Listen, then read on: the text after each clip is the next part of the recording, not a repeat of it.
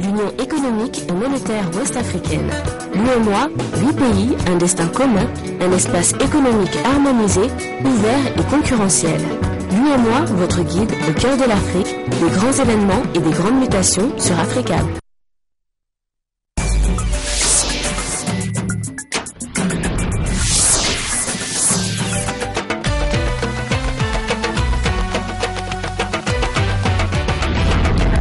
Mesdames et messieurs, bienvenue dans Afrique Soir. Voici les principaux titres de cette édition. Au Mali, l'opération Serval des forces françaises en est à sa 3e semaine. Les soldats de François Hollande sont maintenant épaulés à Kidal par des soldats tchadiens. Ils sont au nombre de 1800. En Égypte, c'est une première depuis 1979. Depuis 34 ans, aucun président iranien en exercice ne s'était rendu en Égypte jusqu'à aujourd'hui.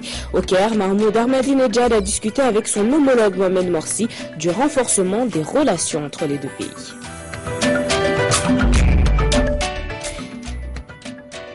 Et en France, un réseau de fraude à la carte bancaire vient d'être démantelé. 22 personnes ont été arrêtées et pour les victimes, le montant du préjudice est estimé à 6 millions d'euros. On débute au Mali où 3 semaines après le début de l'opération Serval qui a permis de libérer les grandes villes du Nord aux mains des islamistes, l'armée française est désormais aidée par des soldats venus du Tchad. Ils sont 1800 à être entrés à Kidal afin de sécuriser la ville. Hier, nous vous parlions de Gao. La vie reprend son cours peu à peu. Aujourd'hui, on s'intéresse à Tombouctou. La ville des 333 saints reste fortement marquée par l'occupation de ces derniers mois. Elle garde les stigmates du passage des groupes armés, même si la population commence à tourner la page. Une partie de football dans les rues de Tombouctou. Des habitants qui font leurs courses au marché, des scènes qui paraissent banales, mais après des mois de présence islamiste, elles sont le symbole d'une vie qui reprend. Sport, musique, danse, alcool, tout cela était interdit au nom de la charia. Pas question non plus de raser les barbes. Ce coiffeur a été arrêté 3 fois par les islamistes. Un client maintenant, si je le coiffe maintenant, je vais toucher son barbe, je vais lui faire un coiffure modèle, je vais faire comme je fais, je suis en libre. Et les amis viennent, ils écoutent la musique en même temps, prennent du thé avec moi, c'est la joie. Et les nanas, les copines viennent avec le comportement, avec les jeans, les body, ils viennent, c'est joli à voir. Le non-respect de la charia entraînait des coups de bâton, de fouet et des amputations. Les rebelles islamistes se sont aussi attaqués au monument de Tombouctou classé patrimoine historique par l'UNESCO. Depuis leur départ, les habitants viennent constater les dégâts. Ce sont mausolées comme ça qu'on a cassés. Mausolées détruits, manuscrits brûlés, les islamistes ont tout pillé sur leur passage. Dès que les conditions de sécurité le permettront, l'UNESCO devrait envoyer une mission au Nord Mali pour évaluer les dégâts. Dans un second temps, un programme de restauration sera mis en place. La société de distribution et de commerce basée à Dakar et son partenaire Louis Dreyfus Commodities ont offert à la Croix-Rouge malienne 80 tonnes de riz, ce dont participe à l'effort de solidarité en faveur des populations du Nord victimes de la crise. La remise de dons a eu lieu aujourd'hui au siège de la Croix-Rouge malienne en présence de plusieurs personnalités et de nos reporters Daouda Kamaté et Daouda Doumbia. Face à la crise humanitaire que connaît le Mali due aux événements du Nord, nul ne peut rester insensible. Voilà toute la motivation des entreprises Louis Dreyfus Commodities et la société de distribution et de commerce qui font un don de 80 tonnes de riz, soit 1600 sacs pour une valeur de 25 millions de francs CFA à la Croix-Rouge malienne. Ces vivres sont uniquement destinés aux populations civiles restées au nord. Pour les donateurs, il s'agit de la manifestation de leur sens de la solidarité aux victimes de la crise. Les événements qui ont touché le pays depuis maintenant plus d'1 an nous ont évidemment touchés, affectés au premier point. Donc pour nous, c'est quelque chose de tout à fait naturel qui vient naturellement d'essayer d'apporter un appui, un soutien aux populations les plus démunies en ce moment.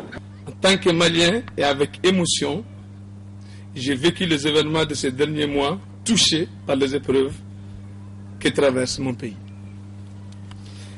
Je suis très fier aujourd'hui de pouvoir apporter ma modeste contribution à l'effort national par ce don que je fais aujourd'hui en collaboration avec mes partenaires de Louis Dreyfus Commodity. Chargé de la distribution efficiente des denrées alimentaires, la Croix-Rouge a tenu à remercier ses partenaires pour cet élan de partage et de patriotisme. Pour son président, sa structure ne ménagera aucun effort pour faire parvenir ces sacs de riz aux populations nécessiteuses. La présente cérémonie apparaît dès lors très importante et significative. Elle permettra de renforcer la résilience des communautés qui en bénéficieront très vite, comme vous le souhaitez. Et elle permettra ainsi, et c'est là, c'est notre objectif ultime, de jouer pleinement leur partition dans ce concert de développement socio-économique de notre cher Mali, que nous souhaitons certes multiculturel, mais un et indivisible. Signalons que la structure Louis Dreyfus Commodity et la société de distribution et de commerce agissent dans le cadre strict de l'humanitaire, une manière pour ces entreprises qui font la promotion de la sécurité alimentaire, un gage de tout espoir. Le groupe de soutien au Mali s'est réuni aujourd'hui à Bruxelles, en Belgique. Il est composé d'une quarantaine de représentants de pays africains et européens, ainsi que de l'ONU, la CEDEAO et l'Union africaine. Au centre des discussions, le financement de la MISMA, la force africaine de soutien au Mali pour la reconquête du Nord. On écoute à ce sujet le ministre malien des Affaires étrangères et le ministre français délégué au développement. Nous sommes extrêmement attentifs à ce que les droits humains soient respectés, qu'il n'y ait pas d'exaction, qu'il n'y ait pas de vengeance, parce que cela pourrait compromettre la stabilité dans la durée, la mise en œuvre du processus politique. Donc nous sommes extrêmement vigilants. Le Mali a été obligé de plonger dans cette guerre. Cette guerre nous a été imposée, nous ne l'avons pas cherchée. Et évidemment, ce qu'on appelle les dommages collatéraux font partie de ce genre de situation. Nous regrettons évidemment tous les civils qui vont être touchés de près ou de loin, même ceux qui ont été obligés de quitter leur lieu de vie habituel suite à l'invasion de notre territoire par les terroristes, nous regrettons tout ça. Et le monde entier doit se coaliser autour de nous pour nous permettre de chasser les narco-djihadistes de notre territoire. Allons à présent au Tchad, où N'Djamena, la capitale, abrite depuis ce mardi et ce jusqu'au 7 février prochain un colloque national sur le devenir de la ville. Les maires de plusieurs villes africaines y ont pris part. Pour parler des objectifs de cette rencontre, nous avons en ligne Monsieur Saleh Abdelaziz Daman, le maire de N'Djamena. Monsieur le maire, bonsoir. Bonsoir. Quels sont donc les enjeux de ce colloque ? Les enjeux de ce colloque, la première des choses, c'est dans les échanges pour l'avenir de la ville de N'Djamena et en même d'écrire, vous avez suivi, on a plusieurs villes africaines qui sont là avec nous. Il y a Bamako, il y a Niamey. Donc c'est un échange entre les villes africaines et en même temps donc ça nous permettra quand même de faire quand même un colloque vraiment à la hauteur de l'ampleur de la décentralisation. Alors N'Djamena est une ville qui se développe rapidement au rythme de 5% par an et sa population pourrait atteindre les 3 millions d'ici 2030. Quelle politique urbaine envisagez-vous pour votre ville ? Dans nos projets, c'est vraiment d'assainir. La première des choses, d'assainir la ville et en même temps de faire des routes. N'Djamena est en plein chantier. Donc, si vous avez quand même eu la chance de venir en N'Djamena 90, en N'Djamena 2013, il y a un grand changement. Donc là, on est en train de vraiment faire pour la population, surtout les N'Djamenois, de faire des routes, des échangeurs et en même temps de faire des eaux potables avec des châteaux d'eau et tout ça, et des éclairages publics aussi, l'aménagement des espaces publics et évacuation des eaux usées, tout ça, donc ça relève de la compétence de la mairie de N'Djamena. Donc c'est un défi, donc on est en train de le relever et en même temps de suivre la politique de son excellence le président de la République, chef de l'État, qui voudrait faire de N'Djamena la vitrine de l'Afrique centrale. c'est un défi, donc on est en train de le relever. Merci, monsieur le maire, d'avoir répondu à nos questions. C'est à moi de vous remercier. Merci beaucoup. Un chef d'État iranien ne s'était pas rendu en Égypte depuis 1979. Mahmoud Ahmadinejad est arrivé au Caire ce matin, une occasion de renforcer les relations entre les deux pays, mais aussi d'aborder la crise syrienne. Mahmoud Ahmadinejad accueilli chaleureusement au pied de son avion par Mohamed Morsi, une image historique, signe de dégel entre les deux pays. Cela faisait plus de 30 ans depuis la révolution islamique de 1979 qu'un chef d'État iranien n'avait pas foulé le sol égyptien. Depuis l'arrivée au pouvoir des frères musulmans, Téhéran souhaite renforcer ses relations avec le Caire. Je vais essayer d'ouvrir la voie au développement de la coopération entre l'Iran et l'Égypte. Ce déplacement va sans conteste influencer des liens bilatéraux. Si Téhéran et le Caire se voient plus souvent, seul à seul, sur les questions régionales et internationales, beaucoup d'équations vont changer. Selon l'agence officielle MENA, les deux présidents auraient aussi discuté à l'aéroport de la guerre en Syrie. Sur ce dossier, les deux pays s'opposent, Téhéran soutenant le régime du président Bachar al-Assad et le Caire appelant à son départ. Enfin, autre objectif de cette visite, le 12e sommet de l'Organisation de la coopération islamique auquel doit assister le chef d'État iranien. Un sommet prévu mercredi et jeudi au Caire. Le Hezbollah, mouvement libanais chiite, a été désigné responsable de l'attentat anti-israélien perpétré en Bulgarie le 18 juillet 2012 à l'aéroport de Bourgas. Il avait fait 6 morts et une trentaine de blessés. Et le ministre bulgare de l'Intérieur a confirmé cette implication aujourd'hui. Et selon Israël, l'Iran serait le commanditaire de l'attentat. Des accusations toujours niées par Téhéran. Et Benjamin Netanyahou, le premier ministre israélien, appelle l'Union européenne à inscrire le Hezbollah sur sa liste des organisations terroristes. Tout autre chose maintenant, en France, les débats sur le mariage homosexuel ont repris à l'Assemblée nationale. Les discussions sont toujours aussi houleuses entre les pros et les contre. Il y a des références qui fâchent. Il est 22h20 cette nuit quand un député UMP va prendre la parole et lâcher une expression très connotée à propos des familles homoparentales. Il y a un pédopsychiatre qui est reconnu, qui alerte toute la société. Vous savez, Madame la garde des Sceaux, c'est pas du triangle rose qui parle, mais d'un triangle noir avec inscription SOS danger. Merci. Le triangle rose, c'était l'insigne des homosexuels dans les camps nazis. Le triangle noir, c'était pour les marginaux, alcooliques, drogués, bref, la comparaison ne passe pas. Monsieur Abou, je trouve donc juste inqualifiable de faire un mot d'esprit sur une expression pareille et vous ajoutez, ce sera le triangle noir. Le chef du groupe UMP s'en mêle à son tour. Madame la ministre. Vous êtes indigne, Madame la ministre. Vous êtes indigne par le comportement qui a été le vôtre. Un incident qui a fait passer au second plan une autre disposition. Désormais, en cas de désaccord des parents, leurs 2 noms seraient donnés à l'enfant et non plus le seul nom du père.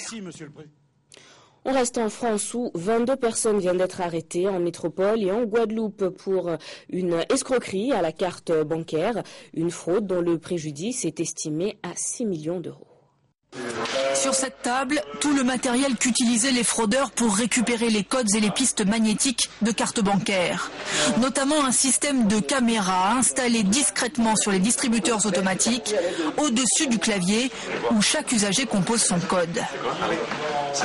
Une caméra avec un enregistreur et des batteries qui vont alimenter le système et qui vont permettre d'être positionnés au-dessus du clavier pour enregistrer les frappes du clavier que vous allez taper. C'est un vaste réseau que viennent de démanteler ces gendarmes de Toulouse, spécialisés en nouvelles technologies. 22 personnes interpellées dans une dizaine de départements.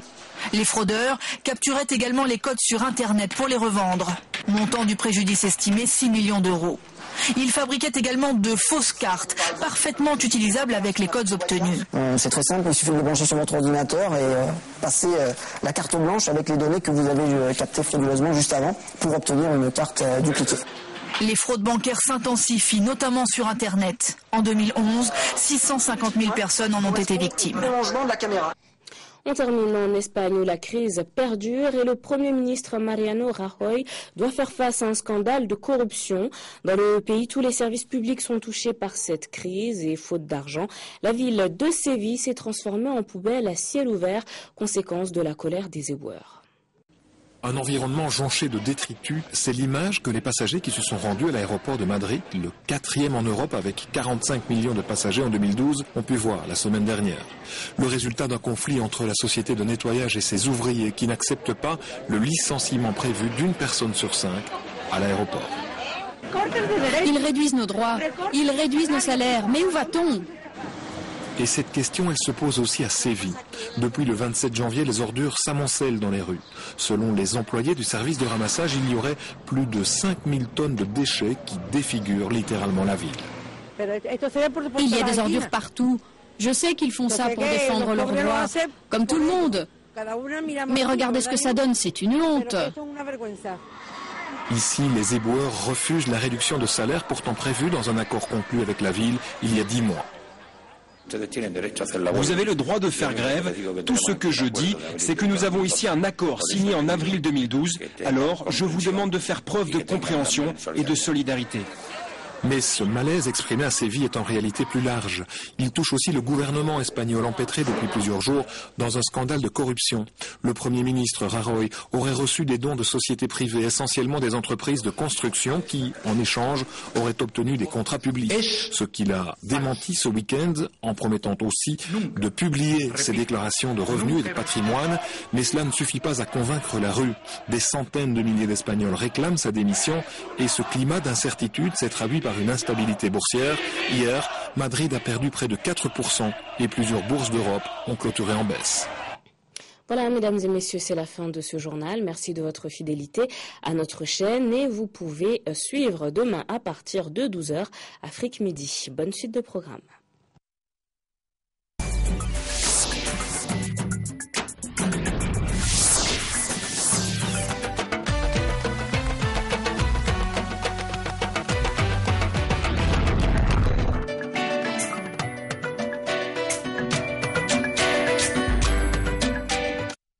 L'UEMOA, l'Union économique et monétaire ouest-africaine.